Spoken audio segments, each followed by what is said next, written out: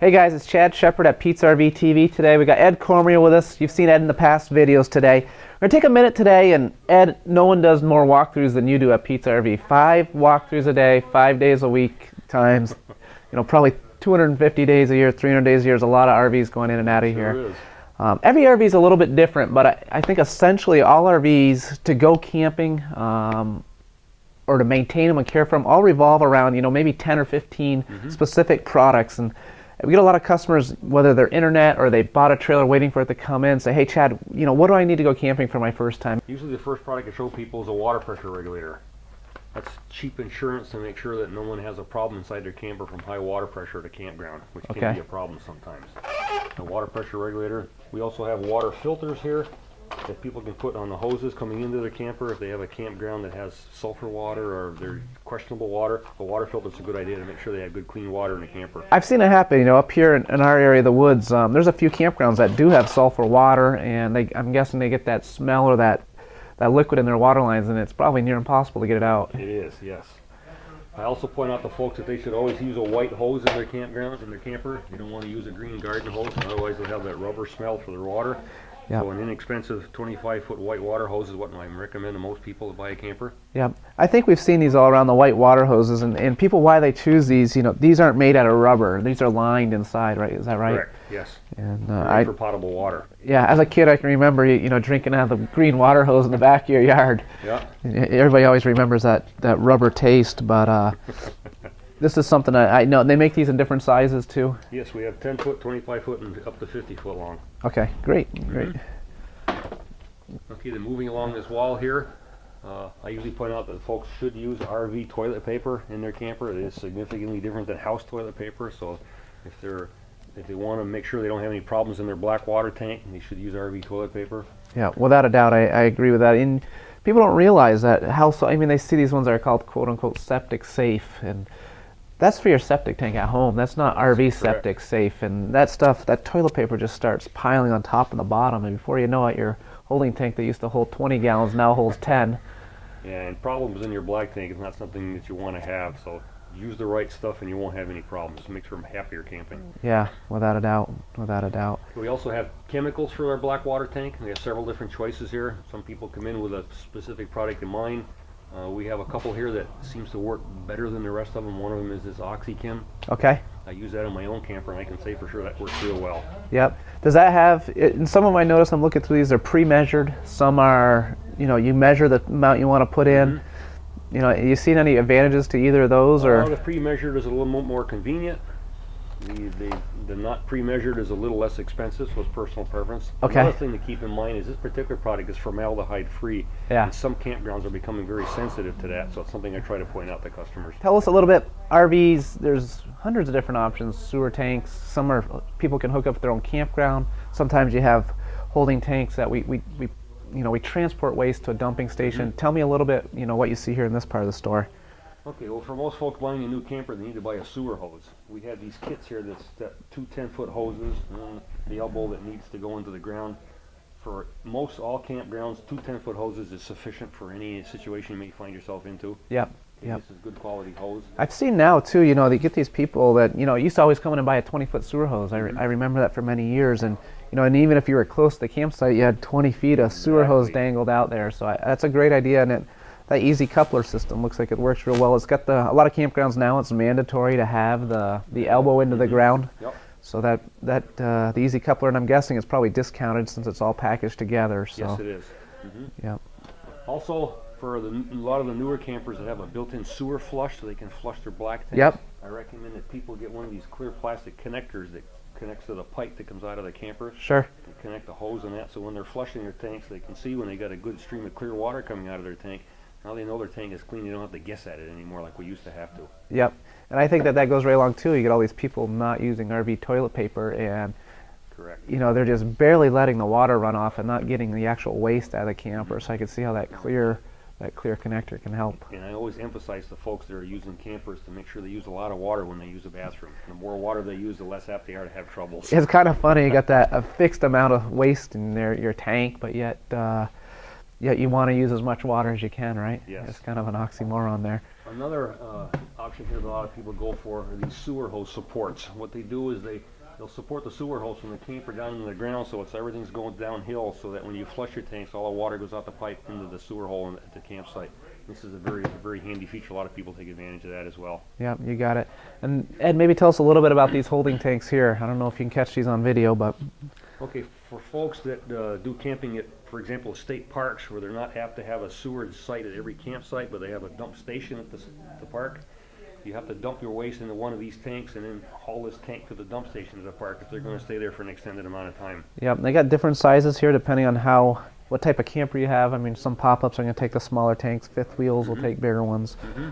We got a whole array here at this dealership, so it's a nice looking display for sure. So I know we run out of time here, but let's just go touch upon some of the care and maintenance items that we're going to need right. for your RV. Ed, I guess we can call this our quick little maintenance area and upkeep area, you know, and there's a lot of upkeep to an RV, and not so much time, but just stuff you got to keep an eye on. Tell us a little bit. We see things, people come in, hey, you know what, I have water damage inside my trailer. How did that happen, you know? A lot of people don't even realize they have water damage because the dealer never showed them how to care for their roof, how to seal their slides, how to keep up on that stuff. And I know you go over that in the walkthrough, and that's why the walkthrough is so important. Is there a way on the, you know, when you do your walkthroughs, are certain items that you recommend to people to upkeep these and maintain the warranties and that sort of stuff? Yes. The first couple items I usually point out is the dry lube to lubricate the mechanism underneath their slide outs. Yeah. Okay. And then there's also this rubber seal treatment to keep the rubber seals around the slides and to keep the rubber nice and soft so that it seals well and keeps the elements out like it's supposed to. Okay. Okay. So that's something that most everybody that has a camper with a slide would want to. Is this something they apply every time they use it? Is this something they Couple apply times just a year. maintenance-wise? Just a couple times a year? Yep. We recommend once in the spring and once in the fall, and that's usually sufficient. Okay. Okay. As far as a rubber roof is concerned, all the new campers have rubber roofs. Our rubber roof wash takes care of keeping the roof clean. It also has a conditioner and UV blocker in it, so it protects the rubber roof from the sun, as well as keeping the rubber nice and soft like it's supposed to be, and it keeps it clean, so it minimizes those gray streaks that everybody gets on the side of your camper. How long does it take to? I mean, we sell a lot. I don't know. I don't know anybody at place could sell more of it. I mean, we're literally sending this out of here by the gallons a day. Tell me, someone who wants to treat their rubber roof, is that an hour project? Is that a 20-minute project? Hour at most for our very large campers. Okay. For a 25-foot camper, it's maybe a 30 to 40-minute job. Okay, so it's not a major project. not. And we do get them in here that people do upkeep them well. They do maintain the roof, and you don't see black streaks on those. It's kind of No. funny. Well, it works. Yeah. If they follow our instructions, it's very easy to take care of the campers. Is this something they spray on? Something they brush on? They mix it with water in a bucket. Yep. And use a long-handled brush like you would use to wash the sides of your camper with. Okay. You get up on your roof, you hose it off, put a little bit of this on there, rub it in with a brush, rinse it off, and that's it. So it's not difficult at all. No, it isn't. We also recommend that folks wax the side of their camper a couple times a year. Again, Yep. once in the spring, once in the fall is recommended. And we have some really easy-to-use spray wax here. And it goes on like using Windex to wash a window. A couple squirts and you can wipe it down a good big area.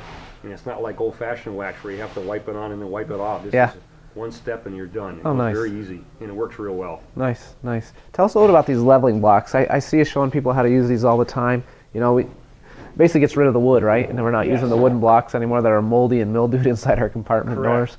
These are tri-levelers. Okay. Okay, and as you're backing onto a campsite, you're never going to find a campsite that's perfectly level. One side always a little lower than the other. I agree. You put one of these behind your low side tire as you're backing your camper onto the site. One tire stays on the ground, but one will come up this ramp, and it's enough to level the camper up. When it gets level, one of these blocks gets shoved up underneath the tire, so now your camper is level left to right, and the wheels chock so that it can't roll anywhere. It works very, very well. So on a trailer with two tires on it, do we need, you know, on the duals on one, or the tandem on one side, do we need two of these for? Just one is all you need. Oh, really? Just one tire up here is enough to level the camper up. Okay, great. And the nice thing about these is when you go to pick up camp and get ready to go home, if you're on muddy ground or there's bugs or stuff stuck to it, a quick wash with a hose and it's nice and clean, you can put it back in your camper and not have to Yeah. put a dirty board in your camper somewhere. And Right. They're very light as well. They don't take up any weight. Plus, you know, a late night, you don't end up burning your leveling wood in the fire pit, right? Yes, yes. We sell hundreds of these and they work very, very well. I've seen them go out of here left and right without a doubt, and you know, just the concept keeping your trailer cleaner on the inside, basically, and never mind that. The system they have where it locks into place is Yes. wonderful. Ed, tell us a little bit. I see we have these, what they're called the deluxe tire, you know, locking chalk. And maybe tell us a little bit about those and why people choose to purchase those. Okay. For some campers, even after they're all set up, the stabilizers are down and you're all set up for camp, when you walk inside the camper, sometimes you may still feel just a little bit of motion.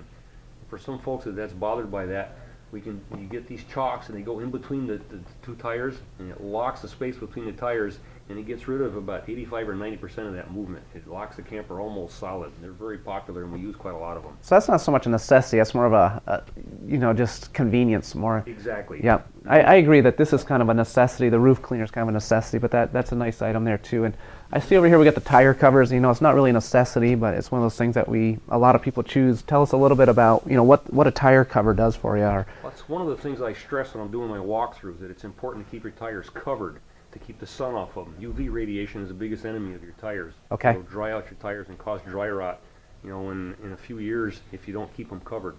So I tell people, get a couple of boxes of covers, keep your tires covered, and that way your tires will last longer. Also, when you're using your camper, if you've kept your tires covered, then your tires are less apt to have a flat on the road. And having a flat on a big camper is never any fun. No, I agree. If you take good care of your tires, they'll take good care of you. And probably the grand finale to your walkthrough, if there's a grand finale. I mean, we've been learning all along the way here, but awning mats.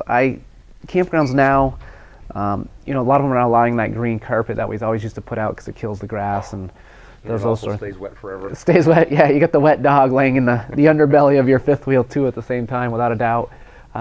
We probably have 150, 200 awning mats in stock. I mean, it's a thing where we probably sell more than anybody in the country. I've seen them go in and out of here, whether we're shipping them to customers or picking them up. Tell us a little bit why people choose awning mats and why we choose this brand that we have. Okay, well, the reason why people choose awning mats is it helps keep the camper quite a lot cleaner. Okay. When you're walking into the camper, you're not walking on wet dirt or sandy soil, and you can wipe your feet a little bit on the mat before you go in the camper, so it Yep. saves a lot of sand and dirt inside the camper. I agree. Also, people set their picnic tables on top of them. Yep. Again, if when you're eating, it keeps the area a little bit cleaner, a little bit more sanitary. Sure. Okay. We have many different sizes. We have 6x9s, 9x12s, and here we have mats up to 20 foot long. We have Okay. different color combinations. We have NASCAR color combinations. We have the ones with flags on them, horses, all different kinds of colors. We have most everything that people would like. Yep. This particular brand works good. This material is woven so that water almost goes right straight through it. Okay. You can set this on wet ground. In 5 minutes after it rains, the mat is dry. Yep. They're very, very popular, and people come back and they purchase bigger ones a lot of times because the ones they got originally wasn't quite big enough, so they like bigger ones. They're very, very popular. Yep. One thing I do want to mention, at Pete's RV Center, with all these walkthroughs, sending so many customers through our store, telling them how to maintain and care for their, we sell a lot of product at a Pete's RV Center. At that same point, that means we're buying product from the manufacturers at better pricing than other dealers are. So I basically tell everybody, if you're looking to get the best prices on these products, Pete's RV Center is a place for it. Mm-hmm. Whether you're buying, awning mats, water hoses, sewer hoses, electrical adapters, all the way down to even TVs and generators. People don't even realize how the amount of generators we sell here on over the counter, and people calling in and buying them from us. We offer discounts to our people who buy campers from us. Yes. We have specials every month for people who don't buy campers from us or that buy campers from us. Everything you see here in the store is free shipping to your home, usually within a day. Mm-hmm. So if you're within a one-day shipping, from about 15 different central warehouses, we can cover you that next day. So I have people ask me all the time, hey, Chad, I only needed a roll of paper, toilet paper, and a box of chemical. Call in. Call Ed, ask Ed, hey, Ed, can you ship that out to me? You'll have it to them the next day. Absolutely. So with their discounts and with our volume discounts, it's cheaper than they can go anywhere else and get it for. It certainly is. So, well, I just want to let you know, great day, Ed. I appreciate your time today. Welcome. And Pete's RV Center, helping you with the sale, after the sale, but mostly maintaining your camper. So when you trade this in 2 years, 3 years, 4 years from now, you're going to get the most value for it. So, all right, Ed, thanks again. Thanks for thinking Pete's RV, guys.